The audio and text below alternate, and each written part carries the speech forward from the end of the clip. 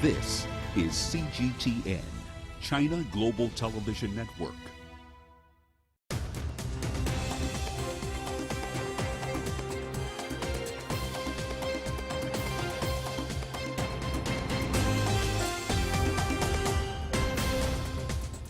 Welcome to The World Today. I'm Richard Nta in Nairobi.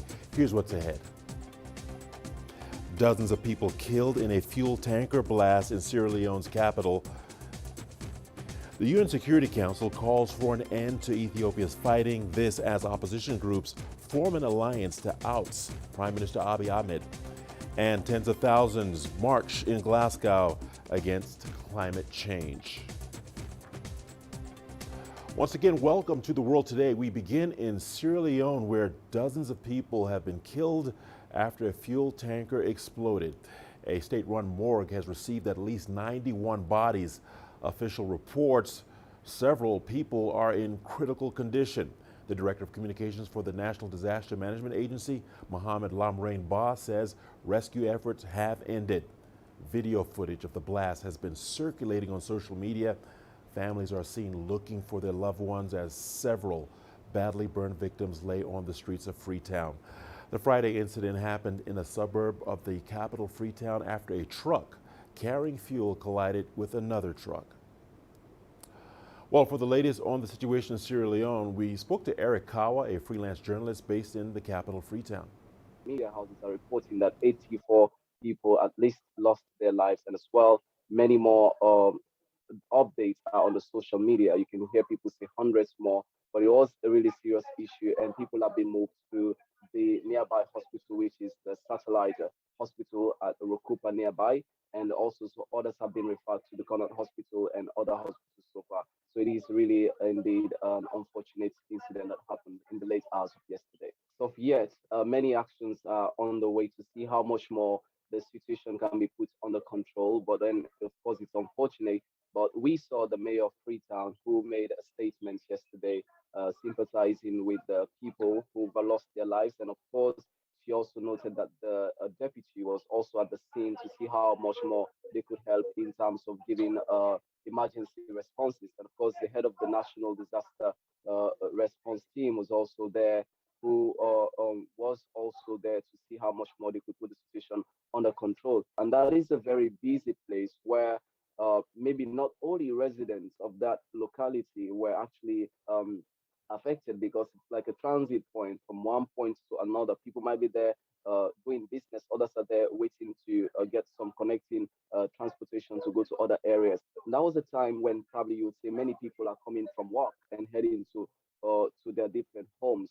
So that was indeed a very unfortunate incident, and we hope that authorities can see what more they can do to see at least probably in terms of the response for the fire service could be timely and maybe get enough fire services, because that is one thing that is lacking. We don't have many fire services as could be expected. So with more fire services, by the time they could be at the locations, maybe many things have happened. So this is something that should also be taken into consideration by probably the National Fire Service and other authorities that are concerned. In Ethiopia, there's growing fear that civil war is escalating. The UN Security Council says it's deeply concerned about intensifying clashes. 9 opposition groups have formed an alliance to oust Prime Minister Abiy Ahmed and seek a political transition. The Tigray's People Liberation Front, along with 8 other groups, announced their goals as African and Western leaders join calls for a ceasefire. The alliance says it will seek a political transition by force or negotiation. We have agreed, among other things, to establish a joint command responsible for all-round engagement and to work jointly towards an all-inclusive national dialogues and the establishment of transitional arrangement with the view of addressing the political crisis affecting the country. Additionally, we have agreed to synchronize and share our human and material resources as is required to expedite the struggle against the tyrannical regime, and to jointly work in apprehending and bringing to justice those officials of the regime and its collaborators in the gross human rights violations and genocidal crimes. And for more on this, let's go live to Gurum Chala in Addis Ababa. Gurum, welcome to the program. Thank you for joining us. Now, Gurum, who are the 9 rebel groups in the alliance, and what is the government's response?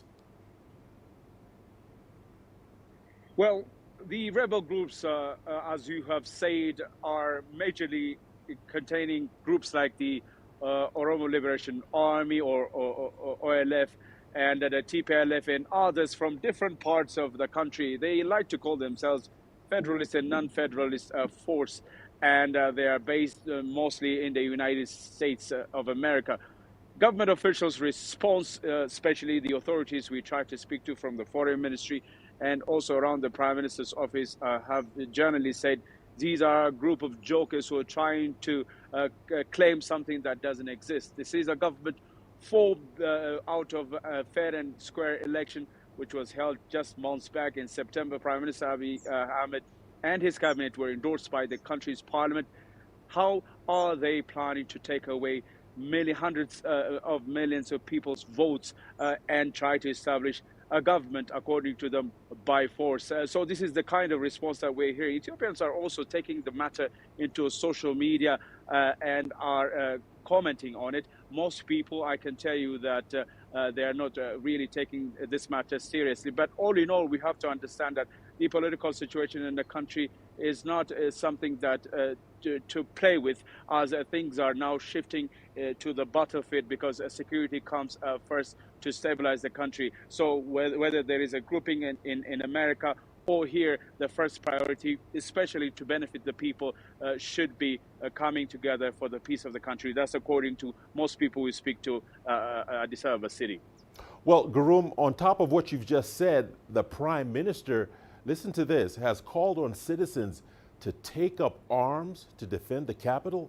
I can only imagine what the atmosphere is like over there. How do you see it, Gurum?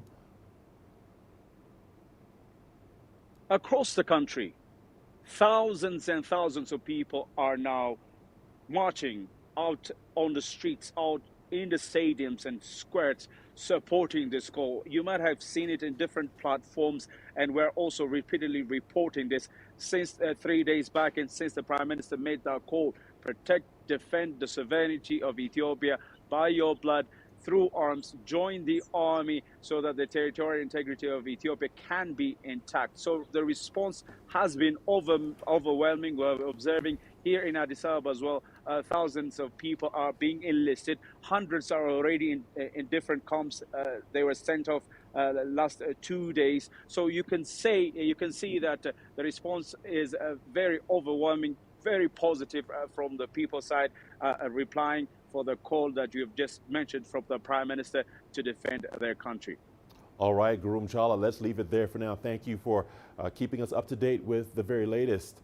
Now, Ethiopia continues to beef up security under a state of emergency that it says is targeted at averting threats by the Tigray People Liberation Forces and its affiliate groups. Citizens are on high alert as they are also stepping up community surveillance.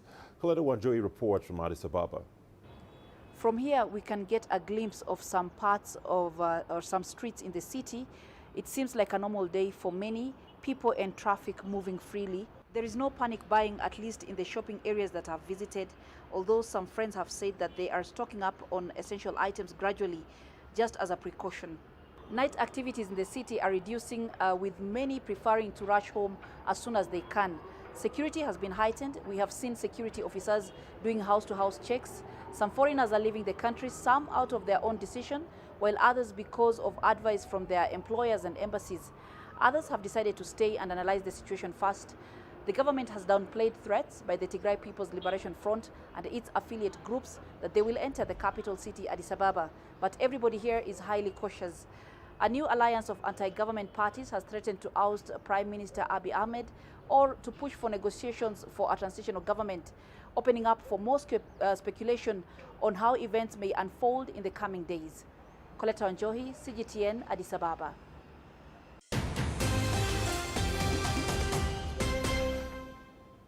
The UN Climate Change Summit is halfway through in Glasgow. The weekend land use and world's food systems are under the microscope. 45 countries have already agreed to cut emissions by land use change and tackling unsustainable farming. Farming and deforestation account for nearly 25% of the global carbon emissions. The countries say they plan to leverage over $4 billion of new public sector investment into agricultural innovation. The UK Environment Secretary says food systems and the way we manage ecosystems require urgent transformation. Climate activists are expected to hold protests in Glasgow today. The protests take place on a global day of action against climate change. A crowd led by Swedish teen activist Greta Thunberg will be marching to the city for a rally. Thunberg will address tens of thousands of climate campaigners, including local community groups, trade unions, and climate and environment organizations. The rally in Glasgow is alongside demonstrations in towns and cities across the world. Meanwhile, the United Nations Climate Conference, known as COP26, continues in the Scottish city. I think it's a great moment that young people are showing that we are a mass movement of people that want to see change, because right now the world leaders are not doing what needs to be done to protect our future and to also keep the goal of the Paris Climate Agreement alive of 1.5. So we are out here to keep up the pressure and remind them that people are suffering and dying from the climate crisis, and that there's no time to keep postponing action. This is the time that the leaders need to step up and do what must be done. If we actually do reach net zero, when we do, Earth's temperatures will stop going up with a lag time of as little as 3 to 5 years. It is as if we can throw a switch and save the future of our civilization. Pfizer says its anti-COVID pill can reduce the chances of hospitalization or death by 89% for adults at risk of severe illness. The trial results suggest the oral drug outperforms Merck's pill, which just won Britain's approval to treat mild to moderate patients. The Pfizer trial ended early due to its high success rate, and U.S. President Joe Biden says the government has secured millions of doses of the Pfizer pill. Well, that's it for this edition of The World Today. Remember, I'll be back shortly with more news from the continent in Africa Live. Thanks for watching. Stay tuned.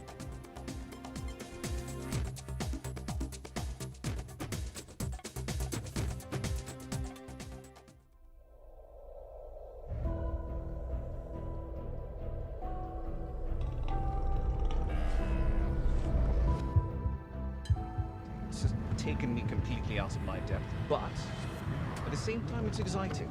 It's new, it's different, it's a challenge. It's really exciting.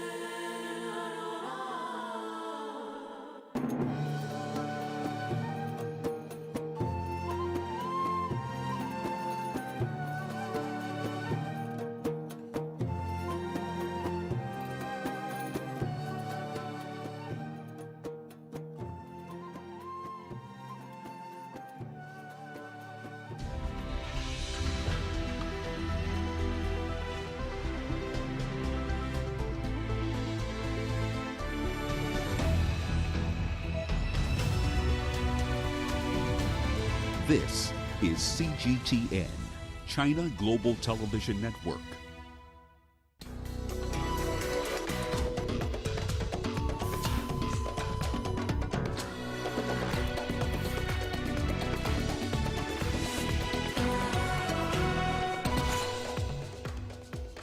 Sierra Leone wraps up a rescue mission after Friday's fuel tanker explosion that killed dozens and left critical injuries.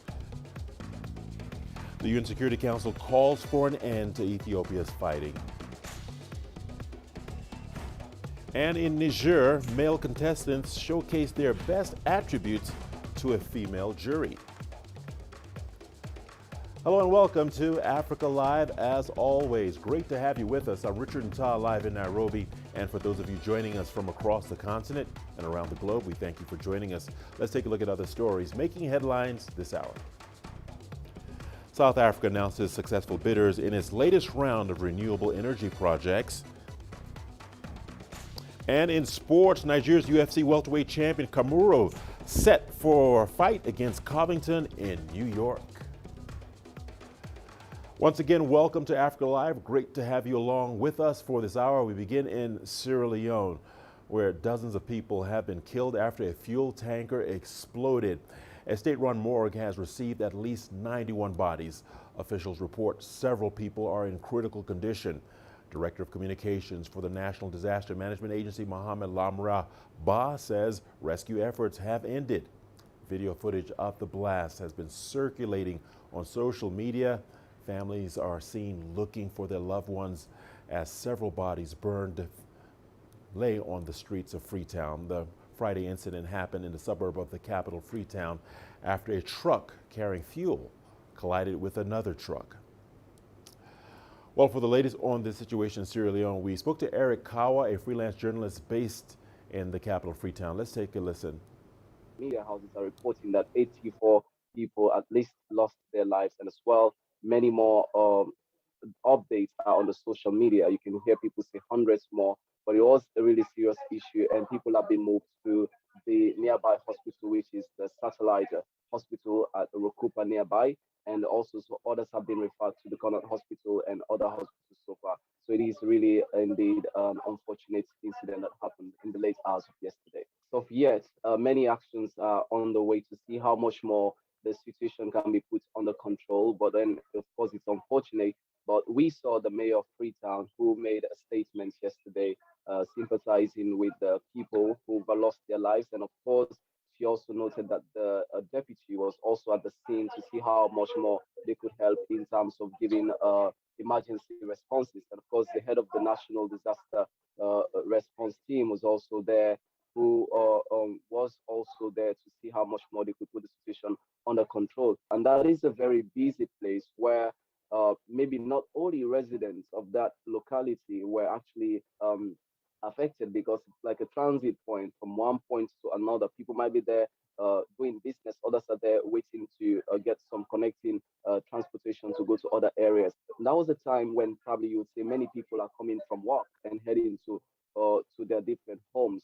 So that was indeed a very unfortunate incident, and we hope that authorities can see what more they can do to see at least probably in terms of the response for the fire service could be timely and maybe get enough fire services, because that is one thing that is lacking. We don't have many fire services as could be expected. So with more fire services, by the time they could be at the locations, maybe many things have happened. So this is something that should also be taken into consideration by probably the National Fire Service and other authorities that are concerned.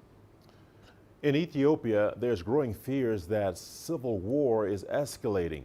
9 opposition groups have formed an alliance to oust Prime Minister Abiy Ahmed and seek a political transition. The rebels say they will do so by force or negotiation. Tigray's People's Liberation Front, along with 8 other groups, announced their goals as African and Western leaders joined calls for a ceasefire. The UN Security Council says it's deeply concerned about the intensifying clashes. For more on this, let's go live to Groom Chala in Addis Ababa. Groom Chala, welcome to the program. Thank you for taking the time to speak to us. Now, the Prime Minister has called on citizens to take up arms to defend the capital. What's the atmosphere like over there? From Addis Ababa city, the capital, to the largest regional state, Oromia, southern regional state, Sidama, and in others, the situation is similar, Richard. Thousands and thousands of people are coming on the streets over the last 3 days, including today, and are expressing solidarity with the government and are responding to the call of the Prime Minister. As you remember, the Prime Minister was saying that people need to come out and defend the sovereignty and territorial integrity of Ethiopia. They should be enlisted and be part of the Ethiopian National Defense Force. But in general terms, people are doing just that, being enlisted, and some are even going to different training camps for that purpose. But how is the atmosphere in general terms? Let's just take a listen. Hundreds of thousands converge along streets, stadiums, and public squares across Ethiopia. They were here in solidarity with the federal government and echoing their resentment against the TPLF. People here say that 27 years of a TPLF-led leadership no longer had a place in the current Ethiopian political landscape. Everybody is chanting in one voice and responds to the government's call. This is intended to save our country from the brink. We do not wish to see a return of any past regime. We would like to sustain the already existing change. So people are united for a national cause and only we can decide our fate. I say whatever is being done here is just to warrant our peace. We all have responsibilities and make sure we okay our respective roles. We will never want to repeat the past. Never. I say what we are doing is correct. And following the call by the Ethiopian Prime Minister Abiy Ahmed, urging citizens to fight and defend the sovereignty of the nation, thousands of nationals turned out to be enlisted into the army. People say they will continue responding to the government's calls until peace is achieved. Young or old or anyone else must fight for the freedom of our nation. This is not something one negotiates about. There I say we all head to the battlefield. You know what this is? The only country we have, and we are ready to defend her at any cost. It is mandatory for us to voluntarily join the army. We've had people heading to the camps from Addis Ababa just the other day, and the young people from different regional states are also being enlisted. This is what must happen at this crucial moment in our history. It's been days since the nationwide state of emergency was declared. However, daily life in the capital Addis Ababa remains largely calm and uninterrupted. People continue their daily activities. We have, however, seen random checkpoints to bolster security as police search cars and people, especially at night. Richard, on the other hand, the United Nations, through the Security Council, the US, European Union, the African Union Commission, the regional authority, IGAD, all are calling for peaceful resolution of this conflict and the end of the war so that the TPLF and others can come together with the central government and resolve it once and for all. That is supposed to happen in the next perhaps a few days or weeks, but the Ethiopian government has come up with a precondition saying that for a talk to begin, TPLF and its force need to withdraw from Amhara and Afar regional states, put down their arms, then we can discuss negotiations. For now, this is what we know. Back to you. All right, Gurum, important points that you've made there. Speaking of the UN Security Council, it says it's seriously concerned about the impact of the war on Ethiopia's humanitarian crisis. How dire is the situation? Richard, unfortunately, I have to confirm to you that the humanitarian situation, especially in the Afar, Amhara, and Tigray regional states, remain to be dire and getting worse by the day. One of the worst parts of a war, as you might understand, is it affects so many people. Millions of people are already in the hands of humanitarian services for daily lives. And now the war has escalated. It has come to places like Kobolcha and Desa, and you can imagine how many people are falling victim again. So the humanitarian situation was already worse, and it was already dire, but it's getting worse and worse by the day as well. So the international community is concerned, and it was concerned before. Ethiopian authorities are also saying that the continuation of the war is affecting our own citizens. So we want the end of this war. We want TPLF to stop fighting and return to its localities. TPLF is also blaming the government of blocking aid. All in all, however, people are being affected. Martin Griffin, a higher official from the United Nations Humanitarian Services, was talking to the Prime Minister, the Foreign Affairs Minister himself, to facilitate humanitarian aid. But the continuation of the war, I must tell you, is really hindering so many things, including delivery of food aid. Richard. All right, Gurumchala, thank you so much for staying on top of that story for us. Moving along, here is Dr. Hassan Kanenje, the director of the Horn of International Institute for Strategic Studies, on the unfolding situation in Ethiopia. I think we are staring at a potential collapse of the government in the wake of very rapid rebel advances, as well as increased alliances against the Abiy Ahmed's administration. Second, I think we are looking at a potential very massive humanitarian crisis that we have not seen in this region in recent years. Barring any serious external intervention, it's unlikely that we're going to see a dialogue by the parties themselves, in part because on the one hand, there's a rebel calculation of potential victory, especially in the wake of advances that they've been able to make towards trying to remove Abiy's administration.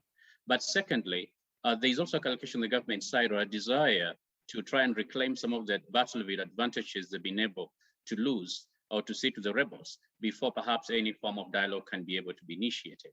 Ethiopia has been the seat, of course, of the African Union, but it's also one of the anchor states that's been critical in peace and security in the region. And so its absence also means that those aspects are going to be affected, including efforts to stabilize Somalia, as well as counterterrorism efforts that are critical, especially in trying to get rid of international terror. Also, there is a danger of proliferation of small arms and light weapons, as well as, of course, a potential humanitarian catastrophe that may affect not just countries neighboring Ethiopia, but countries in much of the continent, pushing refugees probably all the way to Europe and elsewhere. And so it is a matter, I think, of urgency that action is taken now and not later. The news continues on Africa Live. We'll see you on the other side of the break with more news stories. Here's what's ahead. Tens of thousands to march in Glasgow against climate change. And in Niger, male contestants showcase their best attributes to a female jury.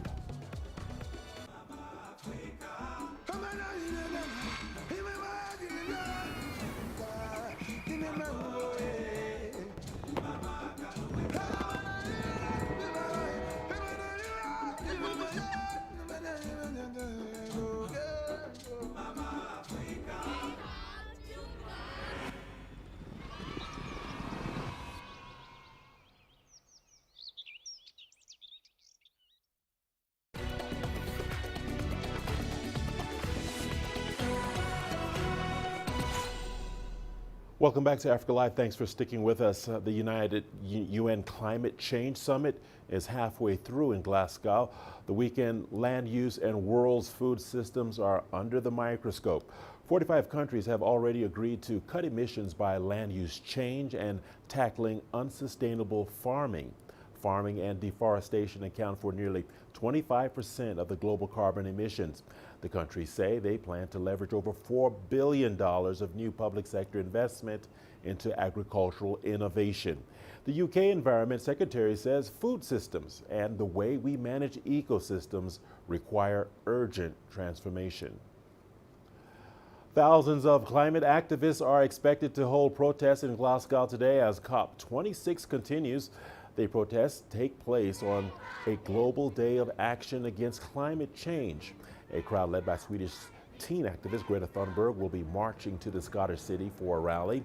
Thunberg will address tens of thousands of climate campaigners, including local community groups, trade unions, and climate and environment organizations. The rally in Glasgow will be alongside demonstrations in towns and cities across the world. Kenya has renewed its pledge to hasten progress towards carbon neutrality to avert a climate crisis. The country hopes to achieve this through a range of measures. One among them is promoting low-carbon hotels. Mbo River is the first hotel in the Masai Mara National Reserve using electric safari vehicles. CGTN's Joy Karuki Juma with the details. Tourists from all over the world visit Kenya's Masai Mara to sample its wild animals. The noise produced by the safari vehicle engines, though, is considered a nuisance for the animals. These vehicles also generate emissions. But the game reserve is now boasting of a cleaner alternative: electric vehicles which are silent and do not have exhaust fumes. The differences between the engine car and the electric car is just like a day and night, because the electric car are friendly to the environment, friendly to the animals. You've got driving around, you get close to the animals and you get away from them without disturbing them. According to the Kenya Tourism Board, Mbo River is the first safari camp in East Africa that has gone fully carbon neutral. The camp gets its electricity supply from solar panels. This is where we get all our sole generation of the power or energy that we use in the camp. This is enough for us for our consumption in the camp and also for charging the electric vehicles. In addition to the use of clean energy, the hotel also uses a water circulation system. This is our lagoon. This is our water purification system.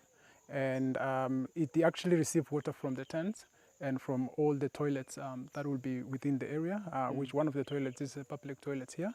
And the plants here actually are the plants from the Mara. We found in the wetlands all around the Masai Mara. And it actually does the job that we wanted them to do. So they purified and sanitized the grey and black water, and then we reused it again. Carbon neutrality practices that are hoped will add up to the bigger picture of averting a climate crisis in the long run. Joy Karuki Juma, CGTN. Let's head over to Niger to a rather unusual beauty pageant. Every year, young men from the Wodaabe ethnic group showcase their physical features in front of an all-female jury, hoping to eventually find a suitor. Let's take a look. Beji and his friends are putting the finishing touches on their outfits. They're preparing for a traditional beauty contest known as the Gerowol. This pageant is not like many others. It comes with a twist. The men from the Wodaabe ethnic group in Niger dress up and compete. A jury comprising of all women then pick the winner. The women choose the men because only a woman can identify the most handsome, the most slender, and the one with the most beautiful eyes. For marriage, it is us women that choose our husbands. The contestants dance for hours for the women who judge the men's suitability as lovers or husbands. Beji is optimistic about his chances of winning the annual contest this year. This time I think I'm going to win because my friends here are old, their time has passed, whereas I'm very young and I am handsome. To attract the attention of the jury, the men must also be tall and slender, have facial symmetry and good teeth. Each member of the jury chooses her favorite contestant and can take him as her lover, even if both are already married. If there are handsome men, women will choose them to get married. Women choose who they want to get married with. During the festival, we choose the most handsome men, but also our husbands. This time round, Beji finished in 5th place. He was, however, chosen by a member of the jury to spend some time with and get to know each other. The festival also marks the end of the rainy season and the start of the dry season transhumance migration for the nomadic Wodaabe people. Lindim Tongana, CGTN. The fossil remains of an early hominid child have been discovered in a cave in South Africa in the Rising Star Cave at the Cradle of Humankind. A team of international and South African researchers announced the discovery of a partial skull and teeth of a Homo naledi child who died almost 250,000 years ago when it was approximately 4 to 6 years old. CGTN's Yulisa and Jamela has more. According to to a team of international researchers, the remains were found in a remote part of the cave, and that suggests the body had been placed there on purpose in what could be a kind of grave. We discovered a beautiful skull of a child. And this is a reconstruction of that child. The child was fragmented parts of a skull, the frontal bone areas, all critical areas of anatomy, adult teeth that had yet to erupt, and deciduous teeth or juvenile teeth that were already erupted and being in the process of being pushed out. This material was then studied by our teams, and we realized it was a 4 to 6 year old child. The latest discovery has been named Little Leti. It's from a Setswana word litimela, which means lost one. Otherwise, the teeth are consistent in size, shape, and morphology with the other homonaleti specimens from the Dinaleti and Lassetti chambers. The consistency and lack of variation at the sites within the whole rising star system suggests we're likely looking at a population of related individuals that use the cave to deposit their dead. A replica of the skull was created from the pieces found on a ledge in the deepest reserves of the cave system. The team of researchers says this discovery is related to Homo naledi. Homo naledi is a species of an archaic human discovered in the Rising Cave in 2015. And we also leave all of us with a mystery of why was little Letty left in this deep, dark place. And hopefully as we continue to explore and continue to make discoveries, we may reach a point where we can confidently say to you that we have found a non-human species of ancient human relative. 1,550 specimens from at least 15 Homo naledi individuals were recovered from the same cave system between 2013 and 2014.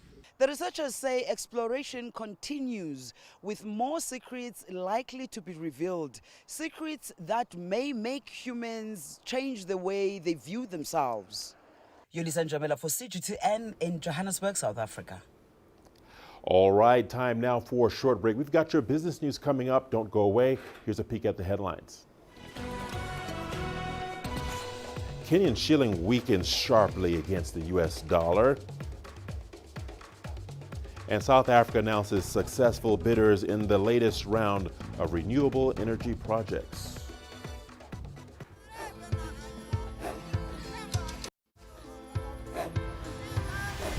Africa is a continent of diversity, with varied climate and enchanting geography, and a people so distinct, but with a shared enduring spirit.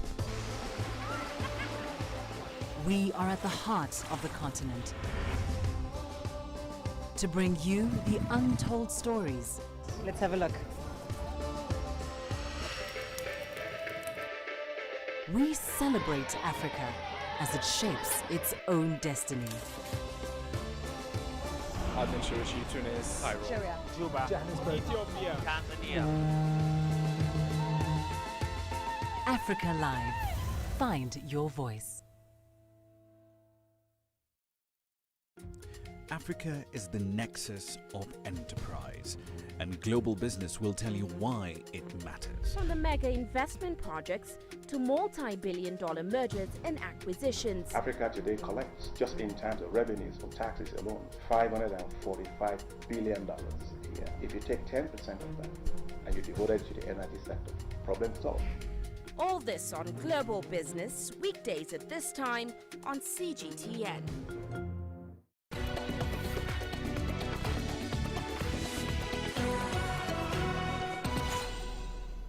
Since 2018, more than 450 companies from 50 African countries have participated in China's International Import Expo in Shanghai.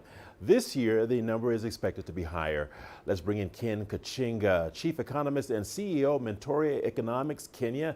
He joins us from Nairobi. Ken, welcome to the program.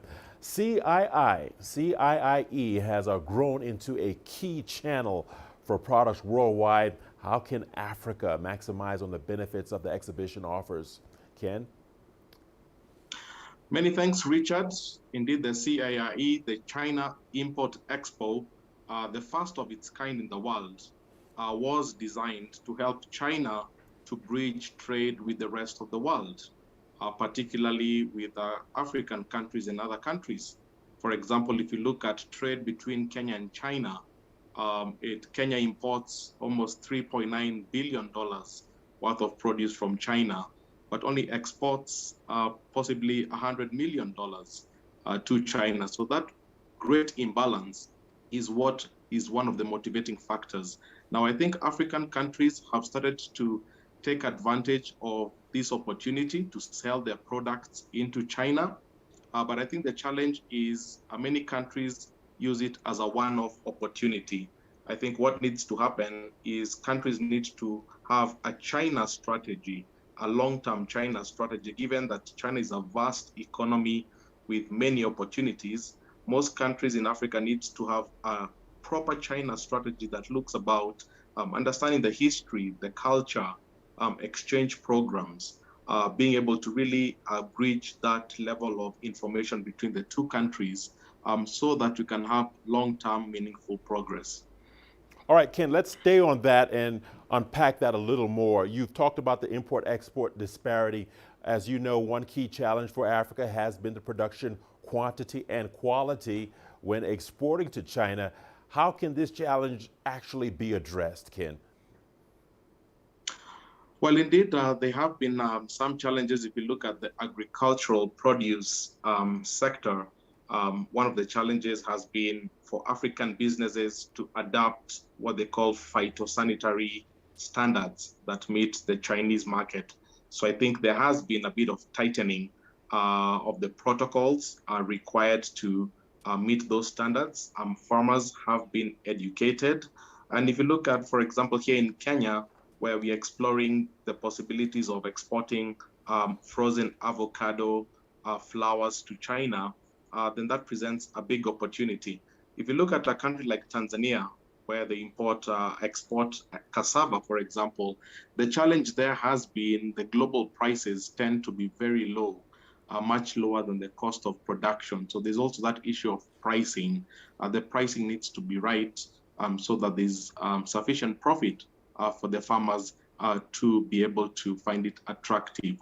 So I think training, strengthening the protocols, and sort of really thinking about pricing and how to reduce the cost of produce in African countries. I think those are some of the areas that can be improved to make this a more successful initiative. All right, Ken Kajinga, let's leave it there for now. The frozen avocado idea is a winner, by the way. Ken Kajinga, thank you for speaking to us. Moving along, the Kenyan shilling has been on a steady losing streak the entire week in what analysts and forex traders attribute to strong dollar demand, especially from oil importers and weak inflows. On Friday at the forex market, the Kenyan shilling was quoted at a mean rate of 101.55 against the greenback. This is compared to a mean of 101.44 on Thursday, 101.36 on Wednesday, and 111.29 this Tuesday. And listen to this, 111.24 recorded on the first trading day of this week. Analysts cite Kenya's high external dollar debt and private sector leverage, the country's anemic economic growth, a high import bill, and subtle dollarization of financial transactions in Kenya for the lack of faith in the local unit as preservation of the value. And South Africa has announced 25 successful bidders in its latest round of renewable energy projects. The independent power producers were selected in the government's bid window 5, giving them the green light to produce renewable energy from solar and wind expansion. South Africa's Estate Power utility Eskom is struggling to provide a steady supply of electricity. The government is hoping to supplement the grid shortfalls with renewables and begin its move away from coal. Sumitra Naidu tells us more. While independent power producers have been given the go-ahead to feed the grid, it will take some time before there's enough power to stem Eskom's ongoing load shedding. Load shedding has definitely been quite severe, and 2021 has been the most severe year we've had so far in terms of number of hours that we've been load shed. That obviously points to a crisis in the power sector. Unfortunately, this crisis was not really taken that seriously until quite recently when we had the the risk mitigation procurement program. Irony is that we've had 6 years of almost nothing happening, when we could have been procuring and building a lot of new capacity. There is relief that the process is moving along. There are, though, some terms and conditions that are being ironed out to ensure a fair and equitable rollout. Black participation has been emphasized. A total of 34% shareholding by black people in IPPs was achieved against the target of 30%.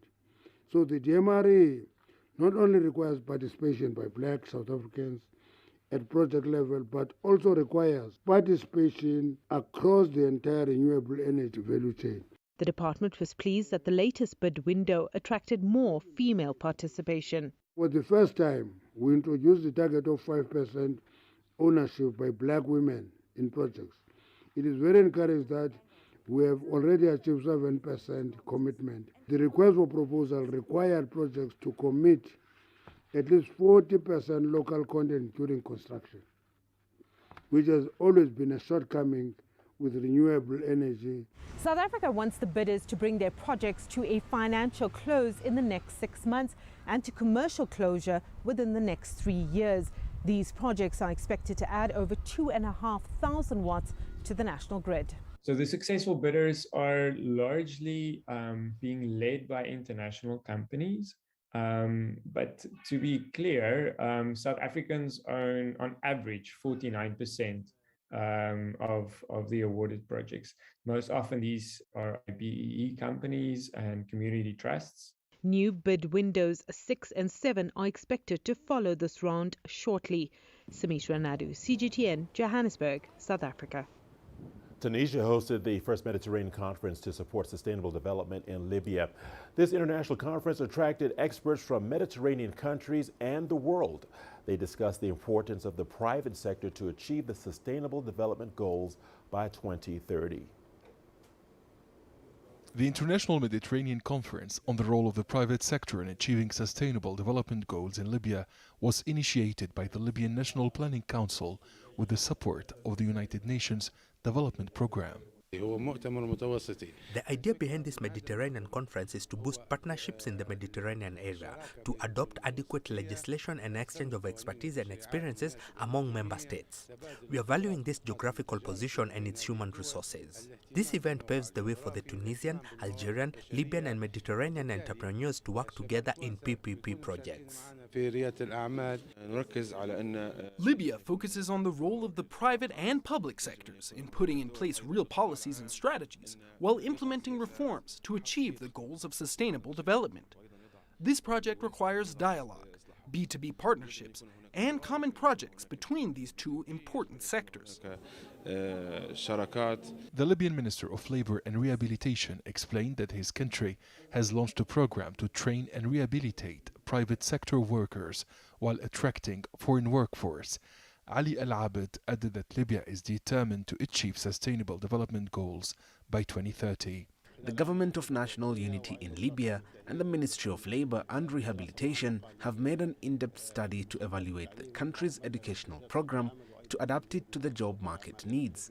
We're also organizing the foreign labor market. Libya is also rehabilitating and training youths in the armed forces. All these projects aim to activate and achieve the objectives of sustainable development in Libya. The Tunisian Minister of Culture emphasized the importance of using economic development to foster a fairer society while respecting ecosystems and natural resources. Sustainable development is based on the culture of work, respect for the environment and the natural resources provided by this environment. Let's encourage PPP investment while preserving these resources. The conference in Tunis also shed light on the dimensions of sustainable development, the private sector and investment in ICT, and the applicable mechanisms of enhancing intertrade, as well as the investment by the private sector on green energy. The first Mediterranean Conference on the role of the private sector in achieving sustainable development is an important event in the Mediterranean basin. The Libyan state PPP company is the main sponsor of the event. Adnan Shawishi, CGTN, Tunis. Don't go away. We are not done just yet. We've got your sports news coming up after the break. Here are the headlines. In sports, Nigeria's UFC welterweight champion Kamaru set for a fight against Covington in New York.